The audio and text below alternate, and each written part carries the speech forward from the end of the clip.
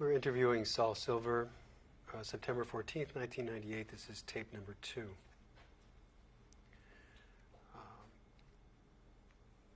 So what happened next? So you went home. Well, yeah.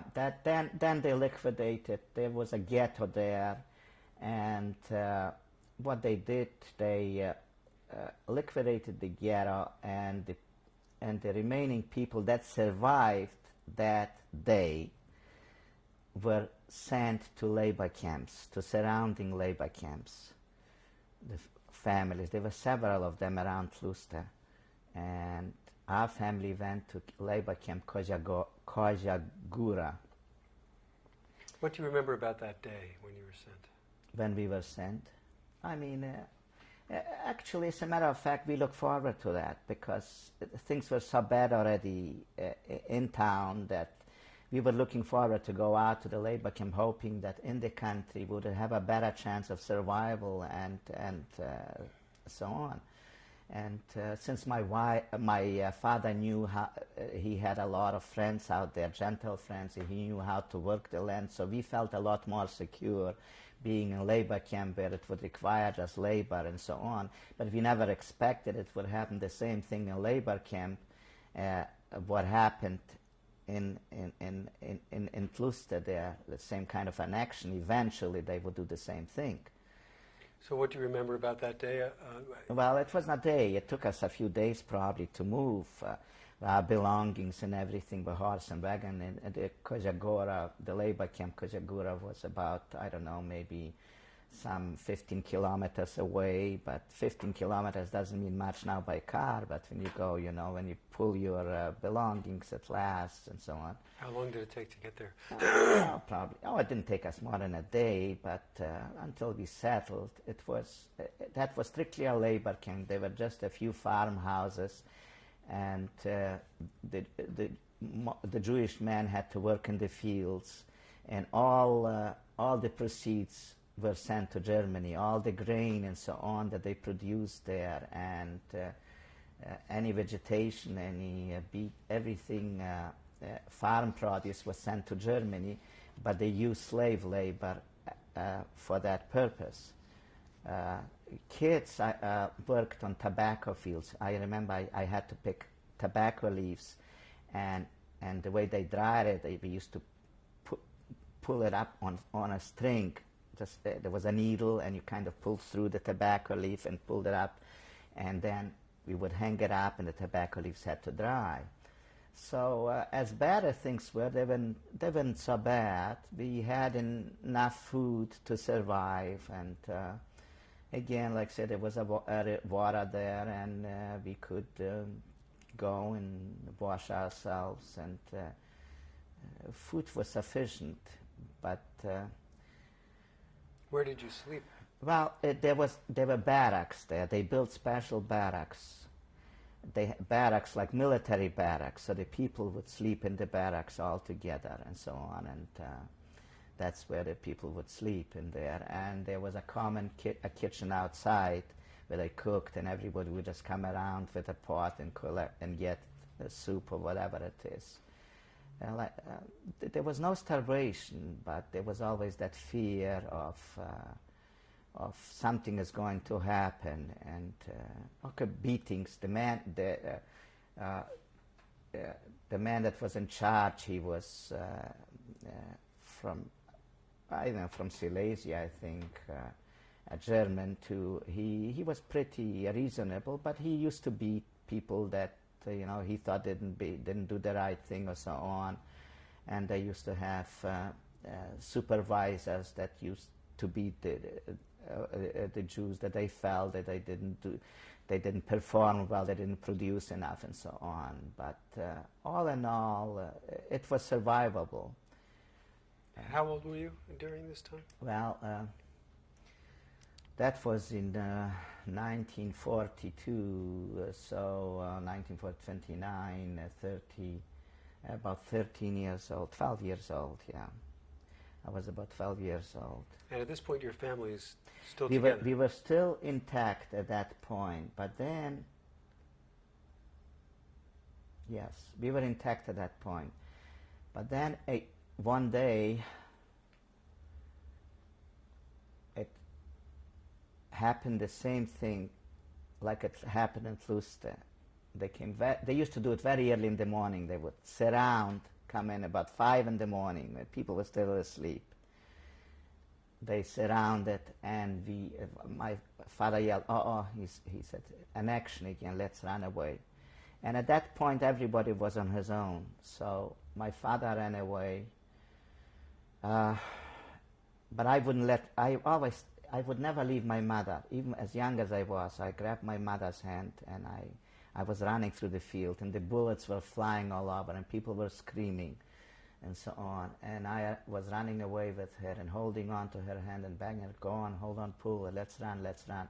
And we ran away somewhere to a forest away from there. My sister, the one that's alive, was caught by a Ukrainian policeman in the field while she was running away. And he told her to lay down, and she laid down, and he went ahead and shot. And she thought that she's dead, but instead of shooting her, he shot next to her head. And then he said, "Never mind, just go, run away." He had compassion. That was very unusual. He scared her off, shot next to her head, and told her to run away. So we did survive that part too, but this time we were hiding in a forest. So what about your other sister, though? My other sister, she ran away. She was somewhere. No, she wasn't even with us. I think she was hiding in another place. Then we were hiding all in a forest. And one day, we heard a rumor that the police was coming. So my father and I, my sister, my mother, and the other sister that was shot, and her boyfriend, they were in another place hiding, and we were in another place hiding. So my father took me, he says, "Let's go and pick them up because there is a rumor that they may be coming there." So we went ahead very early in the morning, and we picked up my sister and her boyfriend. And as we were walking downhill, my father noticed a German SS and a Ukrainian policeman on a horse. They didn't drive cars, a horse and wagon, one of those, how can I describe, horse and wagon, a fancy, a fiacre. So he told them, "Let's run." So I ran away with my father, and they ran separately. But they saw them and ran after them and caught the two of them. They caught my sister and her boyfriend. While my father and I ran away. And we had no idea. No, we had no idea that they caught them. Well, we thought maybe they did run away, maybe they did hide in the fields. And as we were walking through the fields, a farmer came, and he knew my father. He says, "Do you know, your daughter was just shot at the police station in the village." My father started tearing his clothes and hitting his head and crying.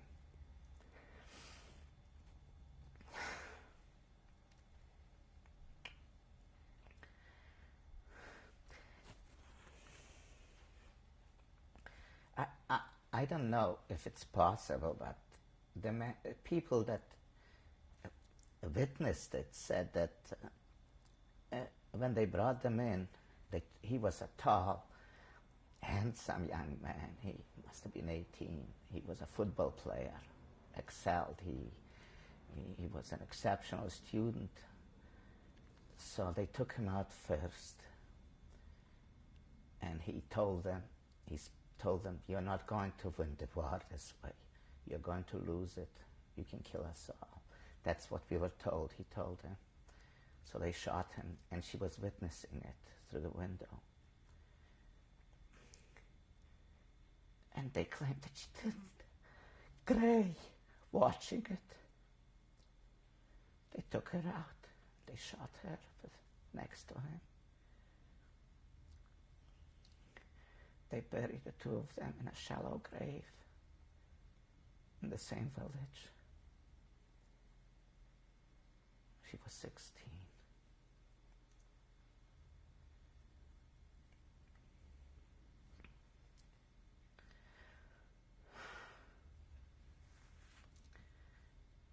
Then we went back to Kojagura to camp after that. You and your father? Yes, and my mother survived. My sister had survived. She was hiding somewhere else. And for a while, this is how it was. They come in, they kill a few hundred, and they leave the rest. Continue, use slave labor, the rest. Use them up, you get as much use out of them as possible while they're alive. But eventually we decided that it wasn't safe anymore to remain there. So my father knew this lady, Ukrainian lady. She lived right next to, my father had several acres of land in that village, Varvolince, and she lived right next to it, below it. She had a house there, and she agreed to hide it, to take us in and hide us there. So my father, my mother, I, my sister, and we still brought in an uncle who survived with us, and we were all hiding there. Eventually we all developed typhus badly. Eventually, meaning how long were you there? Well, we got in there in the middle of 43. We were liberated in 44, so it was, no, we were there about 6 months hiding in her place. But we developed all typhus badly. And before we get to that, yes. While you were hiding there, what was it like there? Where did you hide? It was nothing. She had a little house. She had one room which was her kitchen and her bedroom. Those days, the houses consisted of a kitchen, which meant was a kitchen and a bedroom. And she had a stable you had to have. If you had no cow, you had some chickens. She had a goat and some chickens. She was a poor woman. And we were in the stable. My uncle was on the attic, and my sister was in her room. But the ovens that they used to bake bread in those days, and the ovens were built in such a way that you could actually lay on top of the oven because it was nice and warm, and lay there and sleep there and rest there, so on. So my sister used to sit there, and she used to knit sweaters for her and for many people in the village. Many people in the village knew that we were hiding there. But the fact that they liked my father, the fact that he owned land there and he treated people properly, they were willing to look away and not report us. As a matter of fact, he used to go out at night and go to friends and get some food and bring it back so we could, have enough food, all of us, because she didn't have enough food to feed us. This is how it was. He would go out at night sometimes, middle of the night, and go knock on the door to some of his friends, and they would give him food. And would you worry when he would go out? Of course we would worry, but there was nothing. What else could we do? We were worried every time somebody passed by near the house, somebody knocked on the door. We thought, all they had to do is report us, and that would be the end. They would have come and taken us and killed us right there. So that's how we survived. Like I said, my father died of typhus, and her family came, a couple of men, and took him out because it was winter times. There was still snow on the ground, and and they had to bury him. It was kind of difficult to dig when the ground is so they took him up on the hill on his own fields. They dug there a hole and they put him in the ground.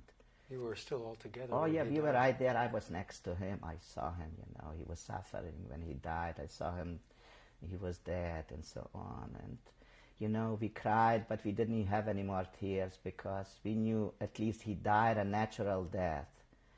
At least he wasn't shot or murdered like others. He died a natural death, and we were afraid that we would never make it even that way, that we would be taken and killed and beaten or anything like that. So in a way, you were in a way grateful if somebody did die a natural death without being taken. So that is where we survived until the Russian liberation of March of 44. We heard the shooting already for a while. It was coming closer.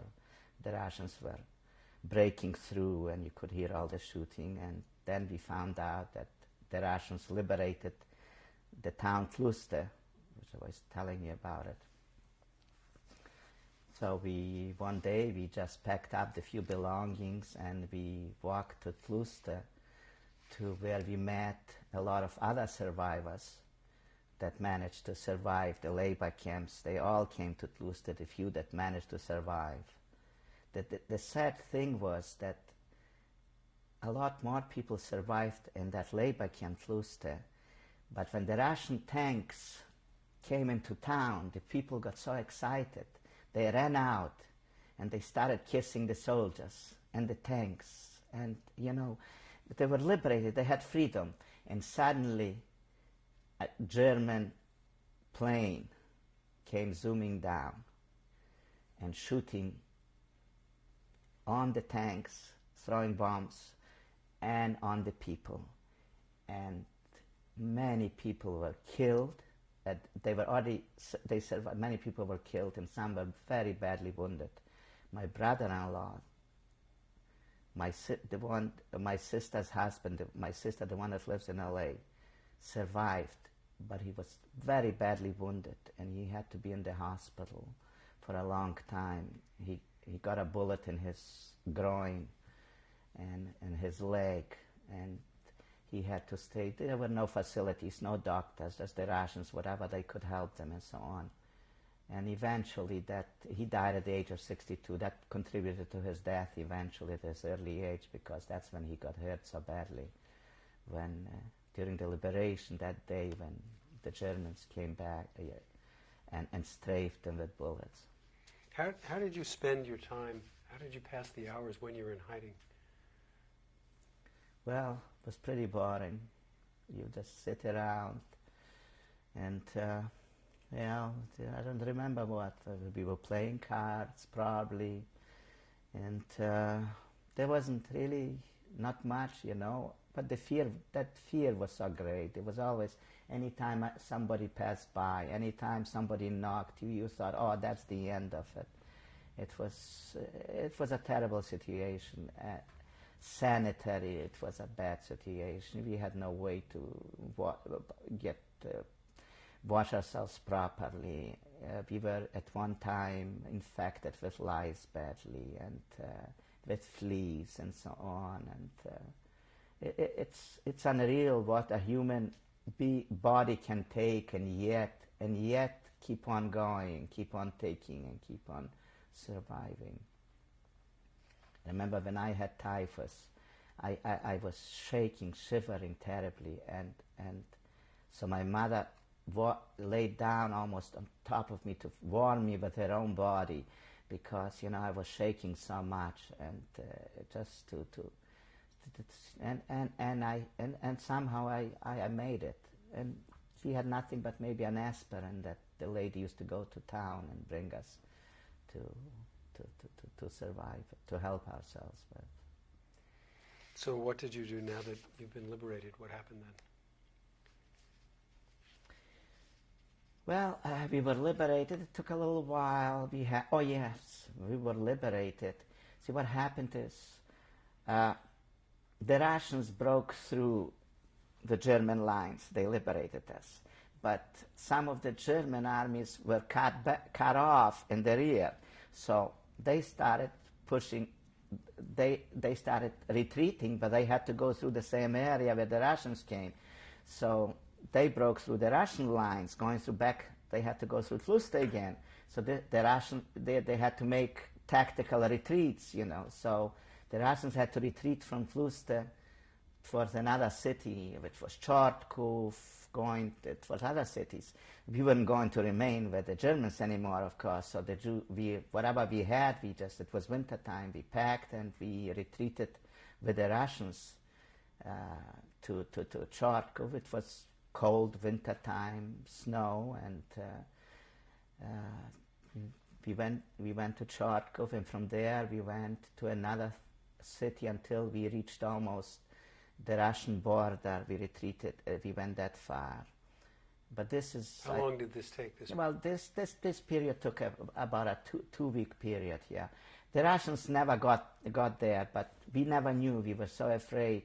So we kept on going back, further back, to be as far away from the German lines as possible. Yeah, this is when, I don't know if my wife mentioned to you, that is when Sister froze during that retreat.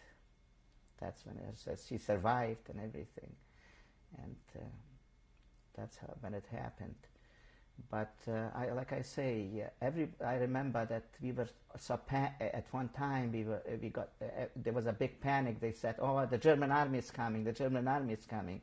And everybody was trying to get on Russian tracks and so on. And there was just so much room. And I got on, and my mother remained. And I screamed, "Don't move! Don't move! Don't leave my mother!" To the Russians. And she just held on, and we just pulled her up on top of the truck, Had she remained, nothing would have happened because the Germans never came back there.